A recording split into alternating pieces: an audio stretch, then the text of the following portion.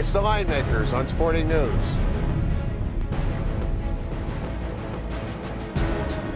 Dwight Howard returns to Orlando. Los Angeles Lakers are now minus 450 to make the playoffs.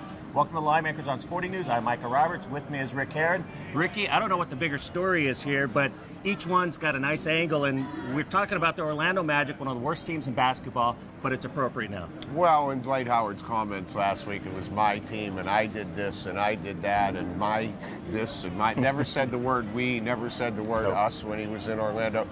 You know, that's all great for his return to Orlando.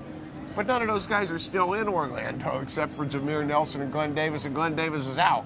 So whether it makes a difference and fires up the Magic or not, I'm not sure. But the Lakers now a half a game ahead of the Jazz, a game behind the Rockets, only 2 behind the Warriors for the 6th seed. They get the 6th seed, it could be Lakers-Clippers in the first round. That would be great. The Magic crowd, though, they were all there. What crowd?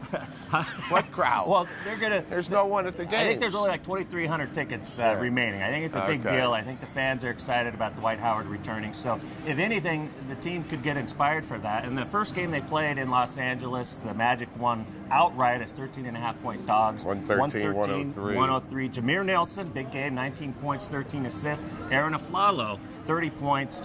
Now, those are probably the only 2 reasons you could probably side with the Magic here, is just because they have an outside chance with the 3-pointers in this game. But the Lakers are playing very well now. They've won 16 of their last 21. They've kind of changed. They haven't played the greatest opponents along the way. We're seeing them lose to all the really good teams they've played, but they're beating teams that they should be beating now. Can this carry over at a high number like -8? Yeah, 8 might be a little bit high, but yeah, they have won 5 out of their last 6, 8 out of their last 10. But again, they don't beat the good teams. Well, this isn't a good team.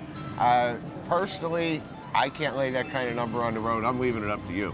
Well, it is a big number. The only thing I can look back to is what they did against the Timberwolves a couple of weeks ago. They beat him by close to 20 points when they were favored by a large number.